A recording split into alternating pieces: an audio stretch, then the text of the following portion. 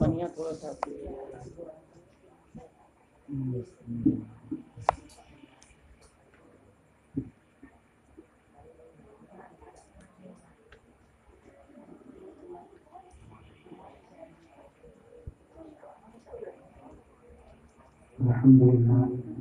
الحمد لله الذي هدانا صراط الطريق وجعل لنا التوفيق خير رفيق.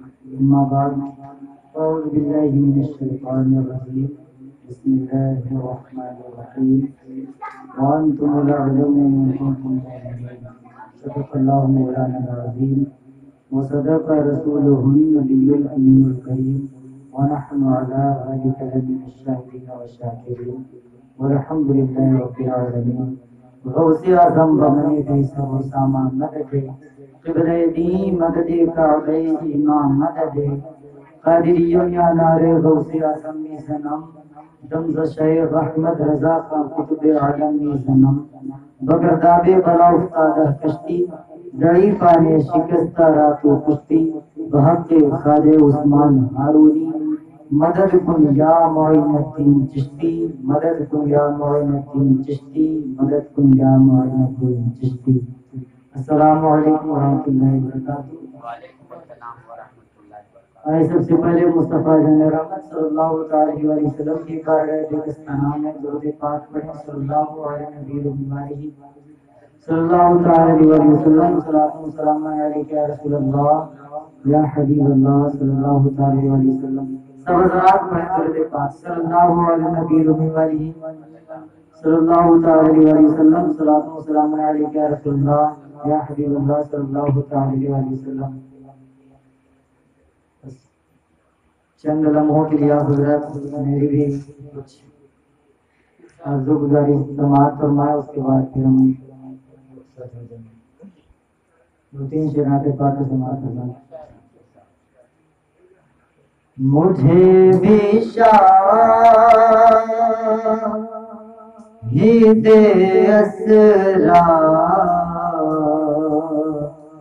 بنا لیا ہوتا، مجھے بھی شاہد اسرا بنا دیا ہوتا، نبی کی گرد کفے پا بنا دیا ہوتا.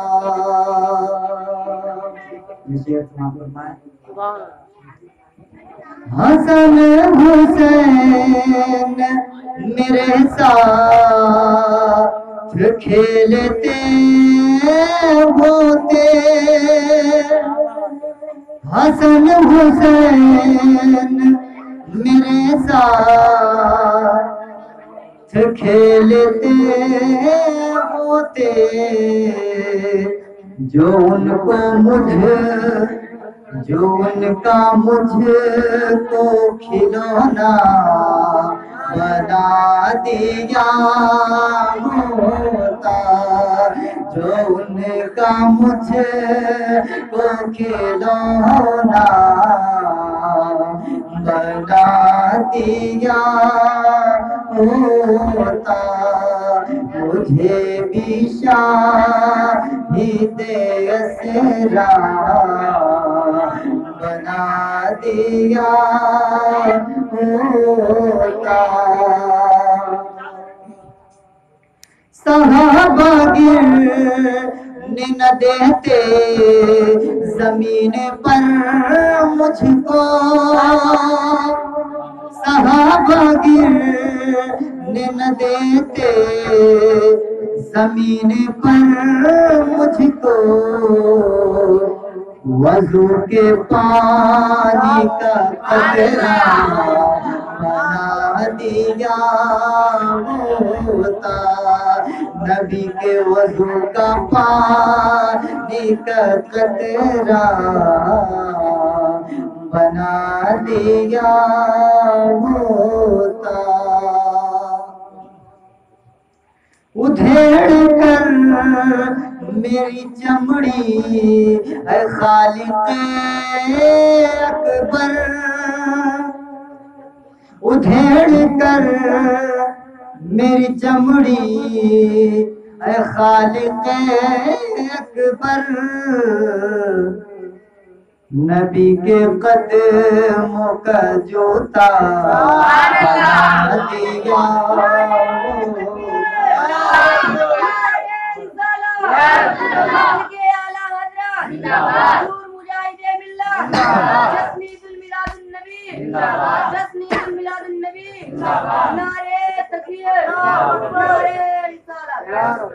نبی کے قدموں کی نعلیں بنا دیا ہوتا۔ جلن سے دیکھتے ہیرے جواہرات مجھے، جلن سے دیکھتے ہیرے جواہرات مجھے، نبی کے گلیوں کا کچرا دیا ہوتا، مجھے بھی شاہد اسرا بنا دیا ہوتا۔ درود پاک صلی اللہ علیہ وسلم، صلی اللہ علیہ وسلم، صلاۃ و سلام علیک یا رسول اللہ صلی اللہ علیہ وسلم۔ اللہ رب العزت اپنے قرآن کرام مجید میں ارشاد فرماتا ہے وَأَنْتُمُ الْأَعْلَوْنَ إِن كُنتُم مُؤْمِنِينَ، اور تم ہی بلند ہو، تم ہی بلند رہو گے اگر تم مومن ہو جاؤ، اگر تم مومن ہو، اگر تم ایمان والے ہو۔ ایمان والا کون ہے؟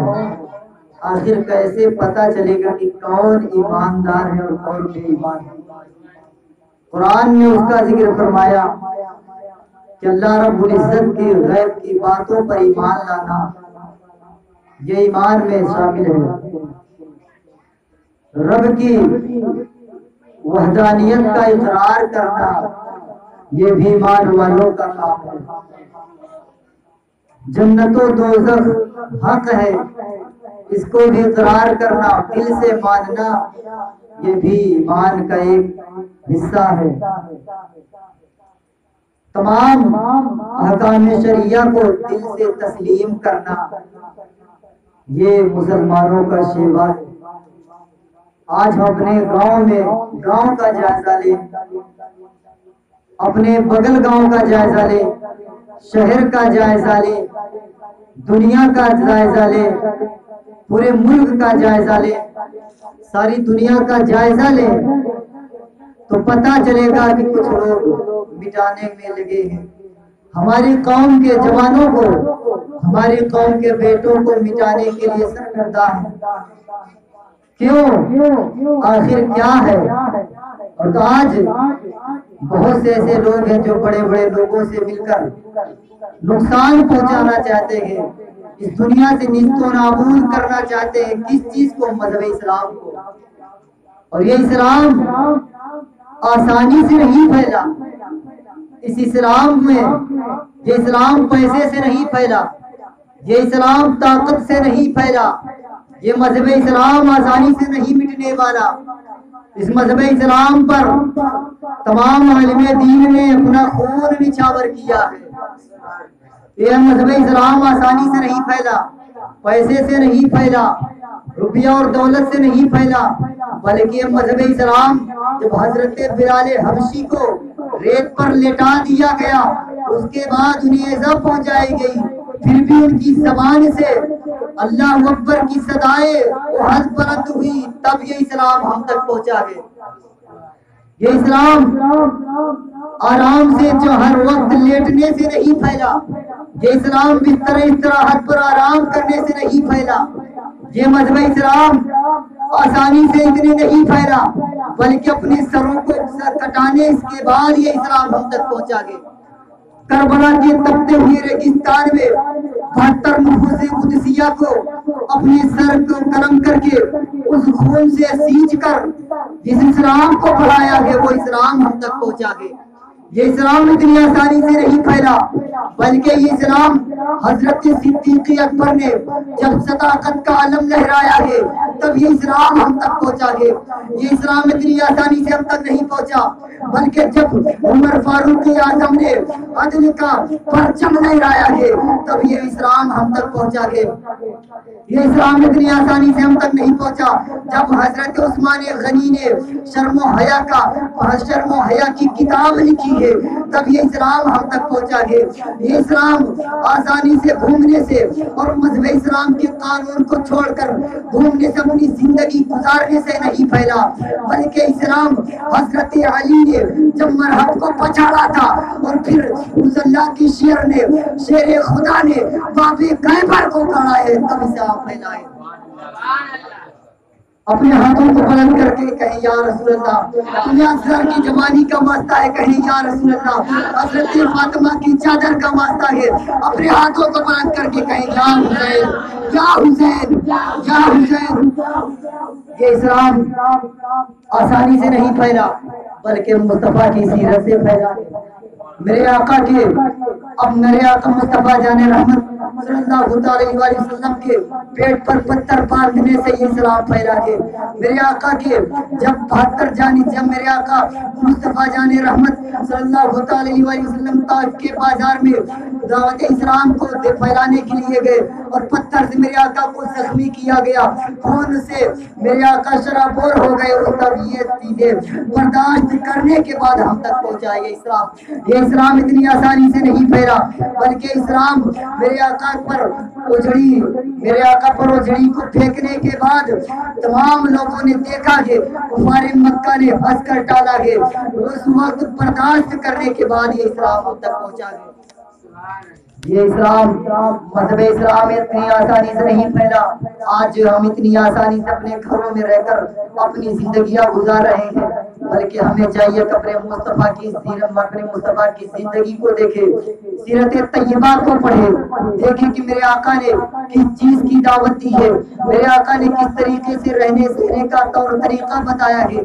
जब हम उस तौर तरीके पर चलेंगे तब ये इस्लाम फैलने का और इस्लाम हम तक पहुंचने का, तब हम पर जो पूरा जिस लिए मेरे आका ने इस मजहब इस्लाम को फैलाया है वो चीजें हम तक जब पहुंची है, हम उस पर अमल पैरा होंगे, तब हम कामयाब होंगे, तभी हम बुलंद होंगे। तभी अल्लाह रब्बुल इज्जत फरमाता है वांतुमुल आलमून इन कुंतुम मुमिनीन, तुम ही बुलंद हो, तुम ही बुलंद रहोगे अगर तुम मोमिन हो जाओ, अगर तुम ईमान वाले हो जाओ। तुम मजहब इस्लाम देखिए, मजहब इस्लाम का जिस वक्त मेरे आका की जिंदगी 40 साल तक, मेरे आका की पूरी जिंदगी 63 साल, लेकिन मेरे आका 40 साल जिंदगी में कोई मेरे आका का मुखालिफ नहीं, मेरे आका का 40 साल तक कोई दुश्मन नहीं, मेरे आका की कोई बुराई करने वाला नहीं। 40 साल तक मेरे आका के बुराई करने वाला इस रूए जमीन पर न था, मेरे आका का मुखालिफ न था। लेकिन जो ही मेरे आका ने फरहान की चोटी पर चढ़कर तमाम लोगों को पुकारा, सब इकट्ठा हुए, सबसे मेरे आका ने इरशाद फरमाया, क्या मैं तुम्हें कहूँ कि इस पहाड़ की उस तरफ से एक फौज आ रही है जो तुम्हें निस्तो नाबूद करना चाहती है, तो तुम मानोगे? उस वक्त के कुफार और मुशरिकीन ने और जो लोग वहाँ जमा हुए थे सबने कहा क्यों नहीं, हम आपकी बातों को मानेंगे, हम आपको अमीन और सादिक मानते हैं, हम आपकी हर बातों को मानेंगे। मेरे आका ने इरशाद फरमाया, ऐ लोगों, जब तुम मेरी इस बात को मानते हो कि मैं अगर तुमसे कहूँ कि पहाड़ की उस तरफ से एक फौज आ रही है जो तुम पर मुसल्लत होगी, तुम्हें निस्तो नाबूद करना चाहती है, तो तुम मानते हो, तो यही मोहम्मद तुमसे ये बात कह रहा है कि तुम अपने रब की एक वहदानियत का इकरार करो कि जो तुम लातो मनात की पूजा करते हो, जो तुम पत्थरों की पूजा करते हो, इसे छोड़ो, बल्कि जिसने पत्थर को पैदा किया उसकी पूजा करो। جس نے لات و منات کو پیدا کیا اس کی پوجا کرو، جو درخت کو نہیں بلکہ درخت کو جس نے پیدا کیا اس معبود حقیقی کو پوجا کرو، سمندروں کو پوجا مت کرو بلکہ سمندروں کو جس نے پیدا کیا گیا، سمندروں کی طغیانی کو جس نے پیدا کیا گیا اس معبود حقیقی کی عبادت کرو۔ تو کیا تم اسے مانو گے؟ تو بہت سے لوگ اس وقت دشمن ہو گئے۔ 40 سال تک میرے آقا کا کوئی دشمن نہیں، 40 سال بعد میرے آقا کے دشمن نظارہ رہیں گے۔ جیسے ہی میرے آقا نے حقانیت کا اعلان کیا، اسلام کا اعلان کیا، مذہب اسلام کے باتوں کو تمام لوگوں تک پہنچایا، تو ہر طرف میرے آقا کے دشمن نظر آنے لگے، حقانیت کے دشمن نظر آنے لگے۔ لیکن میرے آقا نے 40 سالہ زندگی میں کسی کو انگلی نہیں دکھائی،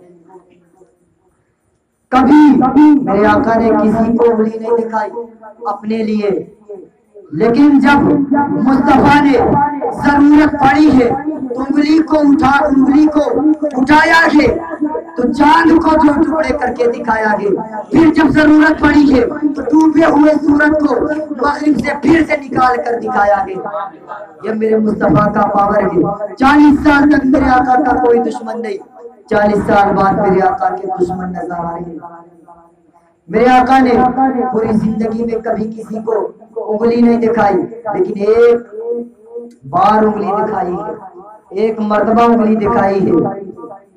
ایک ملک شام کا ایک تاجر تھا جو اپنے سامان کو بیچنے مکہ آیا ہوا تھا۔ مکہ کے بازار میں وہ اپنے سامان کو لگائے ہوئے تھا، تمام لوگ آتے اور خریدتے سامان، پیسہ دیتے چلے جاتے۔ ہم بھی تو یہی کرتے ہیں نا، سامان لیتے ہیں، پیسہ دیتے ہیں اور اس کے سامان اس کو پیسہ دے کر اپنا سامان لے کر چلے جاتے ہیں۔ سب ایسا کر رہے تھے مکہ کے اس بازار میں۔ لیکن جب ابو جہل گیا، خریدنے گیا، ابو لہب جب گیا لینے کے لیے، ابو جہل تھا، سامان لینے گیا تو سامان لیا، اس کے بعد کہا کہ پیسہ بھی گھنٹہ بعد دیں گے۔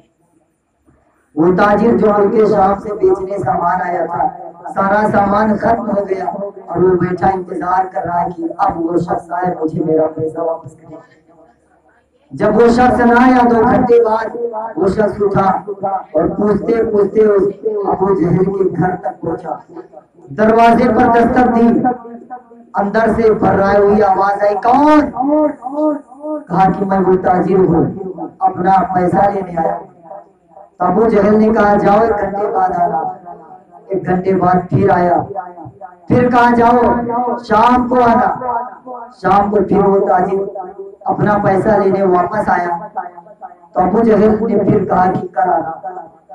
اب وہ تنگ آ گیا، سوچا کیا کرے، تو دیکھا کہ کعبہ شریف کی صحن میں کفار مکہ قریشی کفار مکہ بیٹھے ہنسی مذاق ٹھٹا بازی کر رہے تھے۔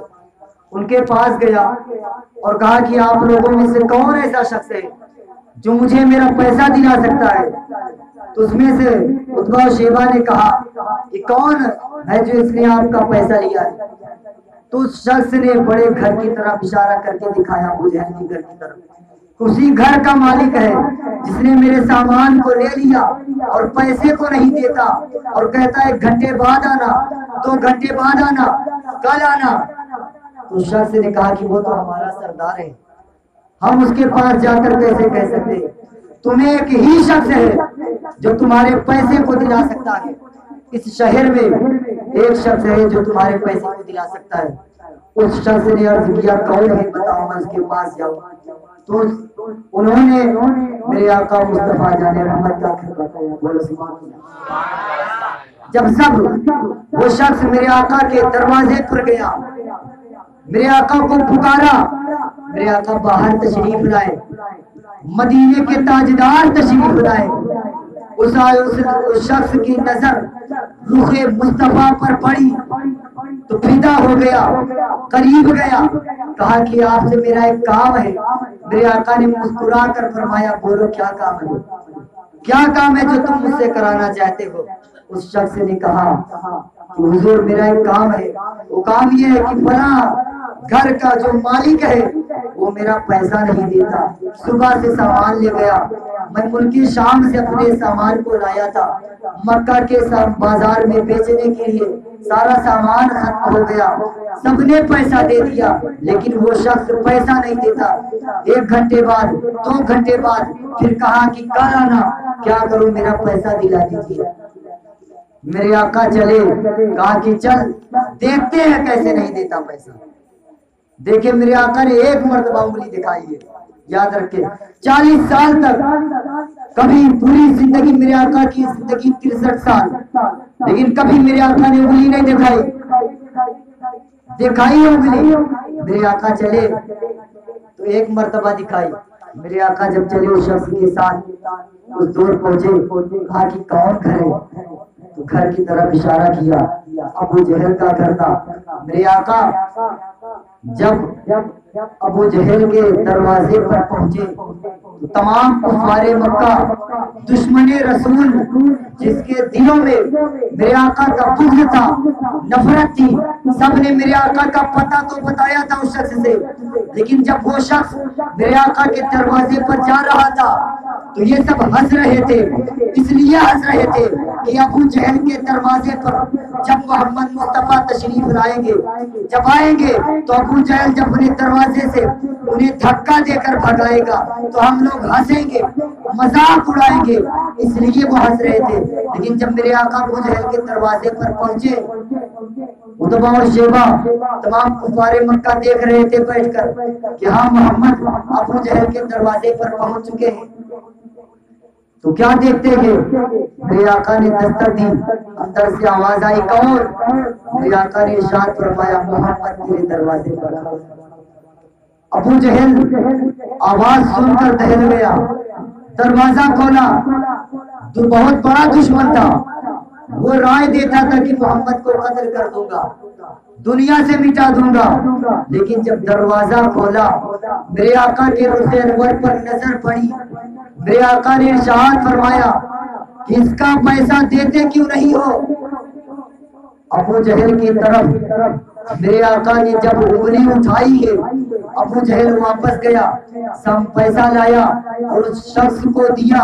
وہ شخص جب دروازے سے واپس ہوا میرے آقا کا شکریہ ادا کرتے ہوئے کہ آپ کا بہت شکریہ، بہت بڑا شکر گزار ہوں کہ آپ نے میرا پیسہ دلا دیا، میں جا رہا ہوں، آپ کا شکریہ۔ جب وہ شخص اپنا پیسہ لے کر اس دروازے سے گیا ہے، میرے آقا بھی اپنے گھر کو تشریف لے گئے، پھر دروازہ بند کر کے ابو جہل اندر گیا تو وہ شخص جو سب کفار مکہ بیٹھے ہوئے تھے سب دوڑ کر ابو جہل کے دروازے پر آئے اور کہا ابو جہل دروازہ کھول، سردار دروازہ تو کھولیے۔ ابو جہل نے جب دروازہ کھولا سب نے آ کر عرض کیا کہ بتائیے، آپ تو بہت کہتے تھے، بہت چلاتے تھے کہ محمد کو قتل کر دو، محمد کو مکہ سے نکال دو، محمد کو یہ کر دوں گا، وہ کر دوں گا، محمد کو قید کر دوں گا، آج کیا ہوا؟ جب آج تمہارے دروازے پر آئے تو 1 مرتبہ کہا اور پیسہ نکال کر دے دیا، بات کیا ہے؟ آج تک تو دشمن تھا اور پیسہ اس شخص کا نہ دیا تھا جس کا سامان لیا، اور محمد کو جب وہ لے کر تیرے دروازے پر آیا تو آج پیسہ کیوں دے دیا؟ ایک بار کہنے پر تو دشمن تھا، چاہتا تو دروازے سے بھگا دیتا، دھکا دے دیتا، لیکن بات کیا ہے؟ پیسے کو کیوں دے دیا؟ ہم کو تو اکساتا ہے ان کو مارنے کے لیے، اور آج ایک بار کہنے پر پیسہ دے دیا۔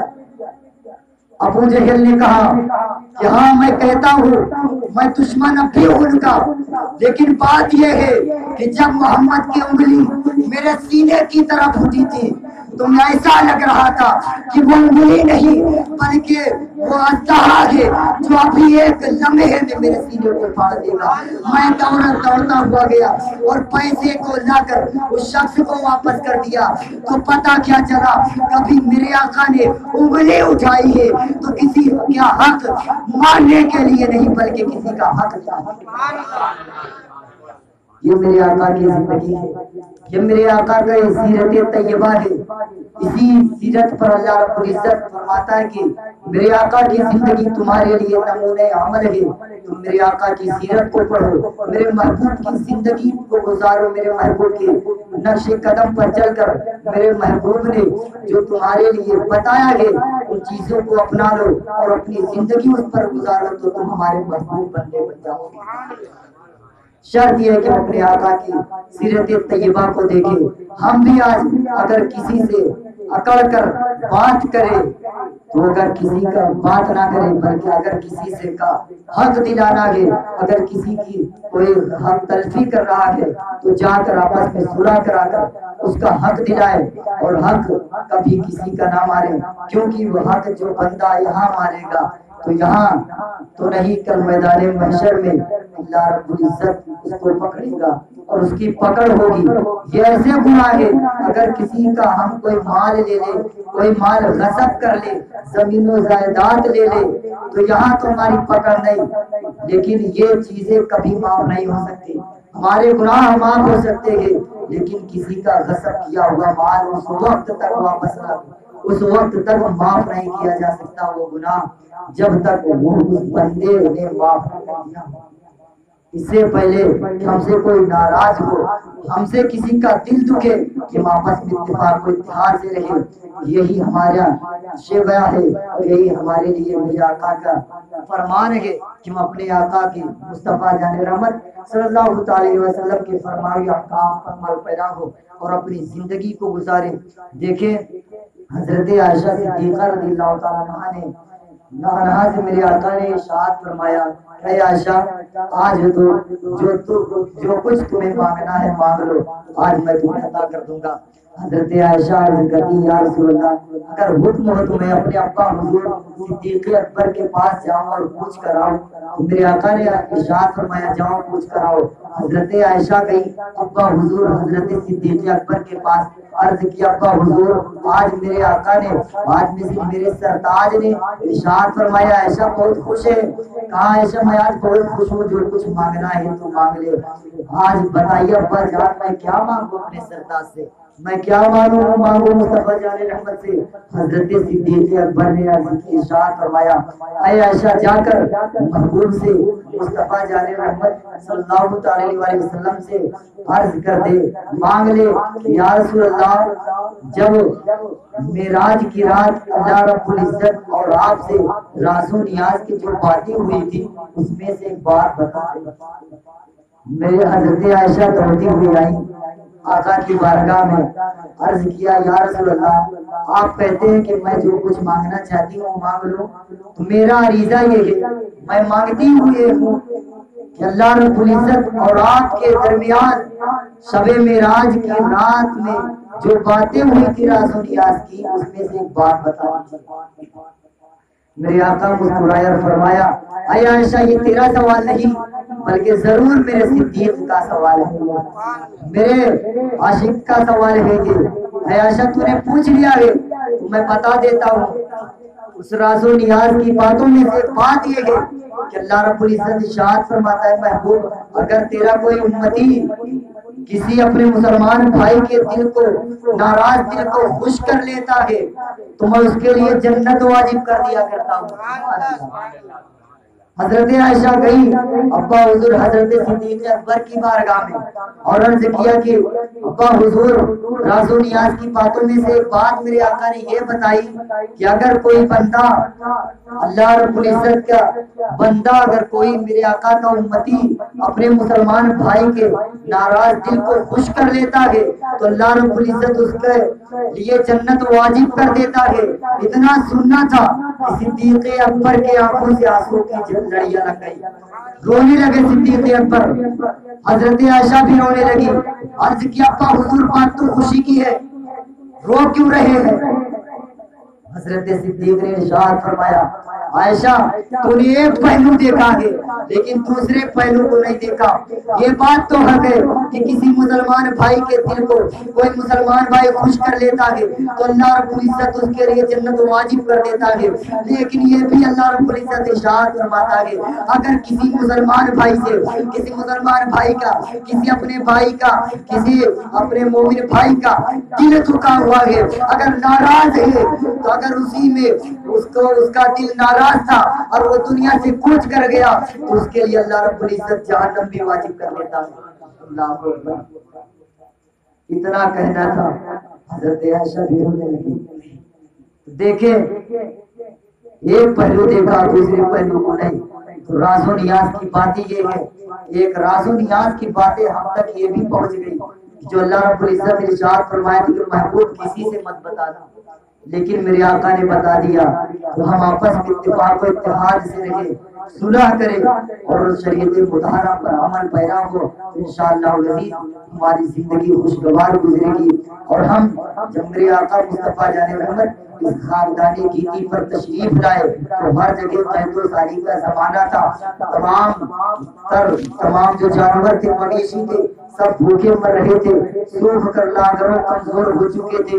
لیکن میرے آقا کی جب آمد ہوئی اس خاندانی گیتی پر تو ہری بھری گھاسیں ہری بھری ہو گئی. جب حضرت حلیمہ سعدیہ نے مصطفیٰ کو اپنے اونٹنی پر بٹھا کر اپنے گھر کو لے کر چلی گئی تو وہ لاغروں کمزور اونٹنی برپا ہو گئی اور مضبوط ہو گئی, اور تمام جو عورتیں اپنے بچوں کو لے کر گزر چکی تھی, جا چکی تھی, سب کو پیچھے کرتی ہوئی نظر آ رہی تھی. کیوں؟ اس لیے کہ میرے مصطفیٰ کے تشریف آوری کی برکت تھی. جب میرا حضرت حلیمہ کہتی ہے فرماتی ہے جب میں محمد کو اپنے گھر میں لے کر گئی ہوں تو جو میری بکریاں تھی جن کے تن سوکھ گئے تھے, دودھ سے سوکھ گئے تھے, میری بکریاں سوکھ گئی تھی. اچانک کیا دیکھتی ہوں کہ میری بکریوں کے تھنوں میں دودھ بھر آیا ہے. یہ میرے محبوب اس بچے کی برکت تھی جس کا قدم میرے گھر میں پڑا تھا. میرے مصطفیٰ کی یہ آمد کی برکت ہے کہ میرے مصطفیٰ کی جب آمد ہوئی تو سب لوگ تمام لوگ جو اس دور تھا وہ ایسا دور تھا کہ جب بچیاں پیدا ہوتی تھی انہیں زندہ کر گور کر دیا جاتا تھا, انہیں زندہ ہی دفن کر دیا جاتا تھا. اور لوگ تمام ہر چیزوں کو اپنا معبود بنائے بیٹھے تھے. کوئی کسی کو دیکھو تو کوئی شجر کو پوجا کر رہا ہے, کوئی دریاؤں کو پوجا کر رہا ہے, کوئی پتھر کا پجاری ہے. جدھر بھی دیکھو کوئی نہ کوئی کسی نہ کسی چیز کا پجاری ہوا کرتا تھا. لیکن جب میرے مصطفیٰ اس خاندانی گیتی پر تشریف لائے تو اسلام کا پرچم لہرایا, اسلام کا ایسا پرچم لہرایا کہ جس طرف دیکھو تمام عالم اسلام کا جھنڈا لہرا رہا تھا. جس طرف دیکھو اسلام کے ماننے والے نظر آ رہے تھے. حضرت عمر کا دور ہے, حضرت عمر جب بادشاہ ہوئے ہیں, حضرت عمر کا دور تھا, آج کا بادشاہ نہیں بلکہ اس دور کا بادشاہ. جب حضرت عمر خلافت کے حقدار بنے گے, حضرت عمر بادشاہت پر بیٹھے گے, حضرت عمر جب کرسی پر بیٹھے گے, حضرت عمر جب حکمراں بنے تھے تو حضرت عمر کے عدل کا ایسا پرچم لہرا رہا تھا کہ ہر ایک بچہ حضرت عمر کی تعریف کرتا ہوا نظر آ رہا تھا. آج کے دور کا حکمراں نہیں تھا بلکہ حضرت عمر وہ عمر تھے جنہوں نے اپنی پوری زندگی مصطفیٰ کی اطاعت گزاری میں گزاری ہے. وہ عمر جب بادشاہ ہوئے گے تو راتوں کی تنہائی میں عبادت کرنے کے بعد راتوں کی تنہائی میں گلی کوچوں میں گھوم کر دیکھا کرتے تھے کہ کہیں کوئی عمر کے اس دور میں کوئی کسی گھر میں کوئی بھوکا تو نہیں سو رہا. یہ حکومت تھی حضرت عمر کی. ایسا ویسے بادشاہ تھے یہ حضرت عمر. یہ اسلام کے مقدس شہزادے تھے جنہوں نے مذہب اسلام پر عمل پیرا ہو کر ایسی حکمرانی کی ہے کہ آدھی دنیا پر وہ اپنی حکومت کو بٹھایا ہے, مذہب اسلام کا پرچم لہرایا ہے. وہی عمر ایک مرتبہ حضرت صدیق اکبر رضی اللہ تعالیٰ عنہ کے دروازے سے فجر کا وقت تھا, گزر رہے تھے. جب حضرت صدیق اکبر کے دروازے سے گزرے تو انہیں کباب کی خوشبو محسوس ہوئی. حضرت عمر نماز پڑھنے کے بعد واپس آئے اور کہا صدیق اکبر آج ہماری دعوت آپ کے گھر ہے. حضرت ابو بکر صدیق رضی اللہ تعالیٰ عنہ مسکرائے, کہا کیوں نہیں عمر, آئیے میرے گھر میں, جو کچھ ہے ہمارے گھر میں ہم آپ کو لا کر دیں گے, آپ کی دعوت کیوں نہیں. وہ بولے ہمیں دل و جان سے آئیے, میرے گھر میں یہ چیزیں بنی ہوئی ہے. حضرت عمر نے کہا صدیق جھوٹ نہ بولو, تمہارے گھر میں کباب بھی بنا ہوا.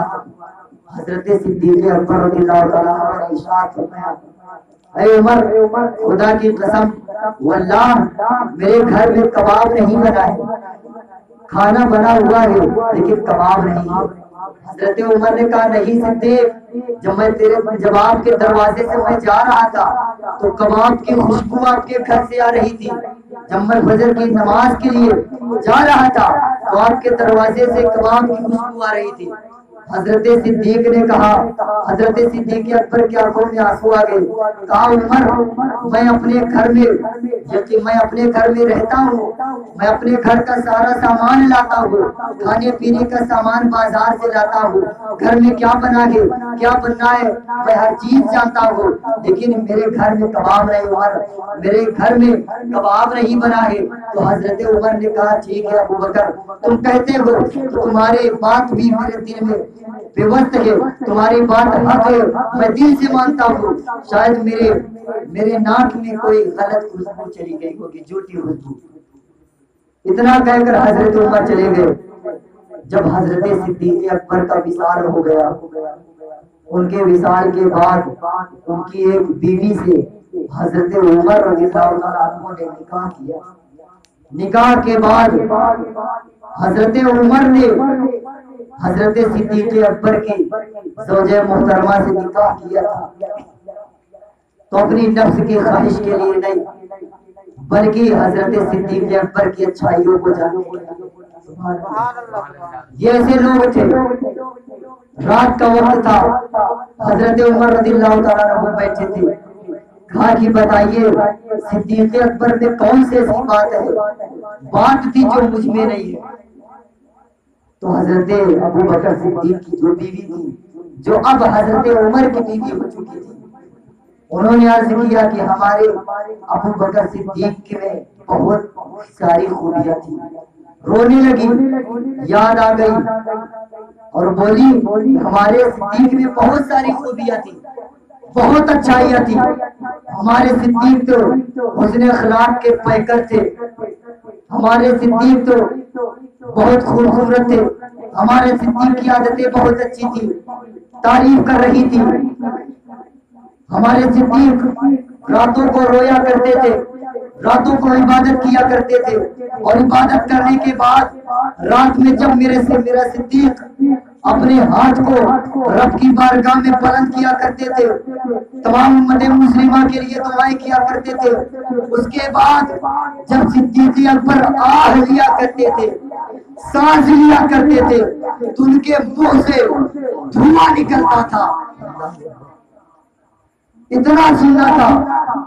حضرت عمر کے آنکھوں میں آنسو آ جاتے ہیں، وہ بات یاد آ جاتی ہے حضرت صدیق اکبر کے دور والی، کہ جب میں صدیق اکبر کے گھر سے گزر رہا تھا تو جو کباب کی خوشبو آئی تھی وہ کباب کی نہیں تھی، بلکہ حضرت صدیق اکبر جو خوف الہی میں راتوں کو رویا کرتے تھے، وہ خوف الہی، خشیت الہی صدیق اکبر کے دل کو جلا رہا تھا۔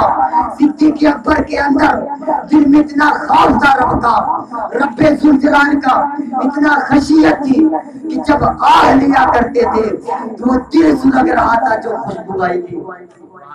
اعلیٰ حضرت فرماتے ہیں کہ کباب آہ میں بھی نہ پایا مزہ جو دل کے کباب میں ہے۔ یہ تھا حضرت صدیق اکبر کا رونا، کہ جب رب کی خشیت میں، رب کے خوف سے رویا کرتے تھے، آہ لیا کرتے تھے تو ان کے منہ سے دھواں نکلتا تھا۔ اللہ اور آج ہمارا کیا معاملہ ہے؟ ہم اپنی زندگی کو دیکھیں مسلمانوں، آج ہم ہر جگہ جس طرف دیکھیں سب ہمارے خون کے پیاسے نظر آ رہے ہیں۔ کیوں؟ اس لیے کہ ہم نے اپنی زندگی کو اس دنیا کے رنگریلیوں میں سجا رکھا ہے، اپنے قرآن مقدس کو اپنے طاق میں طاقوں کی زینت بنا کر رکھا ہے، اپنی اس پیشانی کو، جس پیشانی کو رب کی بارگاہ میں جھکانا تھا، رب کی بارگاہ میں جھکانا تھا، کٹانا نہیں تھا، بلکہ صرف کچھ منٹ کے لیے جھکانا تھا، اس پیشانی کو آج ہم اکڑ کر اور سر اٹھا کر رب کی بارگاہ میں، رب کی بارگاہ کو بھول کر رب کے رب کی مسجدوں کو چھوڑ کر دوسری طرف موڑ لیے گے اور اس پیشانی کو کسی اور جگہ چھپا لیں گے. خدا کی قسم مسلمانوں، جب یہ پیشانی رب کی بارگاہ میں جھک جاتی ہے تو یہ پیشانی پھر زندگی میں کبھی کسی اور کے سامنے نہیں جھکتی. شرط یہ ہے کہ اپنی پیشانی کو رب کی بارگاہ میں جھکانا شروع کر دے. کیا میرے آقا پر لاک ڈاؤن نہیں لگا تھا؟ میرے آقا کے پورے مکہ کے لوگ دشمن ہو چکے تھے. میرے آقا 303 سال تک شیب بنی ہاشم میں رہ کر صرف درخت کے پتے کو کھا کھا کر زندگی گزاری ہے. اور آج ہم تو اچھے کھانے کھا رہے ہیں الحمدللہ. تب یہ اسلام ہم تک پھیلا گیا. لاک ڈاؤن ہی تو تھا کہ باہر کا سامان میسر نہ تھا. تمام تاجروں کو منع کر دیا تو گیا تھا کہ ابو طالب کے گھر کی طرف، ان کے اہل و عیال کی طرف کوئی سامان بیچنے نہ جائے، انہیں کوئی سامان نہ دے، وہ کچھ کھا پی نہ سکے. لیکن میرے مصطفیٰ 3 سال تک درخت کے پتے کھا کھا کر اپنی زندگیوں کو گزارا ہے میرے آقا نے. پھر بھی رب کے ذکر و اذکار میں اور عبادتوں میں کمی نہ آئی تھی. اس لیے کہ آج تاکہ جو میری امت ہوگی میری سیرت کو پڑھے گی، میری زندگی کو جب پڑھے گی، جب میری امت کی اولادیں میری سیرت کو پڑھ کر اپنی زندگی گزارے گی تو چاہے جیسا وقت آ جائے تو رب کو کبھی نہیں بھولے گی، رب کے احکام کو نہیں بھولے گی، رب کے احکام سے منہ نہیں پھیرے گی. تو ہمارے پاس الحمدللہ پہاڑ میں ہم تو نہیں رہتے، گھر ہے. رب نے ہمارے لیے اچھے مکانات سکونت عطا فرما دیے ہیں. ہم رہتے ہیں اپنے گھروں میں ہی پڑھے، اگر مسجدوں سے تک نہیں جا سکتے، لیکن آپ کے گاؤں میں تو الحمدللہ پڑھ بھی جاتے بھی ہیں، پڑھ بھی سکتے ہیں. نمازیں ادا کریں مسلمانوں، اور رب کی بارگاہ میں دعا کریں اور آپس میں اتفاق اور اتحاد سے مل جل کر رہے. انشاءاللہ العزیز ہم کامیاب و کامران رہیں گے. اور ایک بات کہ آپ اپنے اولادوں کو پڑھائیں ضرور، تعلیم سے سجائیں ضرور، تعلیم ضرور دلوائیں، چاہے لیکن سب مذہب اسلام کی تعلیم پہلے دلواتے. کیونکہ آج دیکھیں بہت سارے ایسے بچے ہیں جب ان کے والدین آخری وقت ہوتا ہے تو خود سورہ یاسین نہیں پڑھ سکتے. بتائیے جس باپ نے پوری زندگی اپنی اولاد کے لیے گزار دی، گھر بنانے میں اپنی اولاد کو آرام دینے میں گزار دی، جب اس والد کا آخری وقت آتا ہے تو اس بچہ اس لائق نہیں ہوتا کہ سورہ یاسین روح آسانی سے اس کے باپ کی نکل جائے اس وقت. پھر اس کے بعد ایک یہ ہوا. دوسری بات، جب اب والد کا انتقال ہو گیا، والدہ کا انتقال ہو گیا، جس ماں نے اپنا خون جگر پلا کر پالا پوسا بڑا کیا، جب اس کا انتقال ہو گیا اس کے بعد اب آئی نماز جنازہ کی باری. تب اس لائق نہیں بچہ کہ کچھ دعا پڑھ سکے، بیٹھ کر وہ دعائیں پڑھ سکے جو اپنے والدین کے لیے مغفرت کے لیے ایک راستہ بن سکے، مغفرت کا ایک ذریعہ بن سکے. صحیح سے وضو کر نہیں پاتا بندہ، وہ بچہ صحیح سے وضو کر نہیں پاتا. اس کے بعد پھر جب قبر میں اتارنا ہوا دوسروں کو بلایا، خود نہیں اتر سکا. کیوں؟ اس لیے کیا پڑھا جاتا ہے قبر میں اتر کر اسے معلوم نہیں. یہ سب کیا ہے؟ پھر اس کے بعد جب نماز جنازہ کا وقت آیا سب کھڑے ہو گئے نیت باندھ کر، سب نے تو اپنا حق ادا کیا، لیکن اس بچے کو وہ دعا یاد نہیں جو اپنے والدین کے بخشش کے لیے کی جاتی ہے، جو میت کے لیے پڑھی جاتی ہے. وہاں صرف ہاتھ بھاگے مذاق کر رہا. کیا کر رہا ہے بندہ؟ آخر میں دیکھے مذاق ہی تو ہے، نہ کچھ پڑھنا نہ لکھنا. آج باپ ہمارا سامنے مرا پڑا، جنازہ رکھا ہوا ہے، ماں کا جنازہ رکھا ہے، لیکن ہم کچھ پڑھ نہیں رہے. کیوں؟ اس لیے کہ یاد ہی نہیں، کبھی یاد ہی نہیں کیا، کبھی اس طرف رغبت ہی نہیں دی کہ ہم کچھ اپنے زندگی گزارنے کے لیے جو چیزیں ہمارے لیے اہم ہے، ضروری ہے، چھوٹی چھوٹی دعائیں ہیں جو اہم ہے ہمارے والدین کے لیے، ہماری زندگی کے لیے، ان چیزوں کو کم سے کم روز صبح یا شام ایک ایک لائن رٹ کر حافظی سے پڑھ کر ہندی میں لا کر، آج ہندی میں بھی کتابیں دستیاب ہے، لا کر اسے پڑھ کر رٹ کر یاد کر سکے، تاکہ ہم اپنے والدین کے لیے مغفرت کے لیے کچھ پڑھ سکے، کچھ ان کی بخشش کا ذریعہ، بخشش کا توشہ تیار کر سکے۔ آج اپنے اولادوں کو پڑھائے، مذہب اسلام کی تعلیم دلائے، قرآن کی تعلیم دلائے، اس کے بعد مذہب اسلام کی تعلیم دلائے، اور پھر حافظ بھی بنائے، قاری بھی بنائے، مولانا بھی بنائے، اور دنیا کی بھی تعلیم کو دلوائے، دنیا کے اسکول اور کالجز کو بھی پڑھوائے، تاکہ آپ کا بچہ کسی طرح سے کسی کا محتاج نہ ہو، اور آگے چلنے کے لیے اس کے لیے وہ اپنی زندگی کو خود گزارنے کے لیے اپنی زندگی خود گزار سکے اور خود سمجھ سکے کہ کس طرح سے زندگی ہمیں گزارنی چاہیے۔ جب مذہب اسلام کی بھی تعلیم ہوگی اور دنیاوی تعلیم ہوگی تو دونوں طرف جب دونوں تعلیم ہوگی بندے کے اندر، تو حرام و حلال کو بندہ فرق کر سکے گا اور اپنی زندگی کو مذہب اسلام کے طور طریقے پر گزار سکے گا، اور اسی کے لیے کامیاب و کامرانی ہے۔ اللہ فرماتا ہے وَأَنْتُمُ الْأَعْلَوْنَ إِن كُنتُم مُؤْمِنِينَ، اور تم ہی بلند ہو، تمہارے لیے ہی بلندیاں ہے، تم ہی بلند ہو، تم ہی بلند رہو گے، شرط یہ ہے کہ تم مومن ہو جاؤ، تم مسلمان ہو جاؤ، تم مومن ہو جاؤ، تم اپنے مصطفیٰ کے دل سے ماننے اور چاہنے والے ہو جاؤ، تو ہم تمہیں اپنا محبوب بندہ بنا لیں گے اور تمہارے گناہوں کو بخش دیں گے۔ تو اللہ رب العزت کی بارگاہ میں دعا ہے اللہ رب العزت ہمارے اس محفل میلاد کو قبول فرمائے، اور صاحب محفل نے جس مقصد کے لیے اس محفل کا انعقاد کیا اس مقصد کو کامیابی و کامرانی عطا فرمائے، کامیابی و کامرانی عطا فرمائے، ہم سب کے گناہ صغیرہ و کبیرہ کو معاف فرمائے۔ جب میرے آقا کا آنا ہوا اس روئے زمین پر میرے آقا کی ولادت ہونے سے پہلے جس طرف دیکھیے جو چرندوں پرند کر رہے تھے، جو آسمان کر رہا تھا، گھاس کر رہی تھی، چھوٹے ذرات کر رہے تھے، وہی چیزیں ہم بھی کر لیں، آج کھڑے ہو جائے اور صلاۃ و سلام پڑھیں۔ مصطفیٰ جان رحمت لا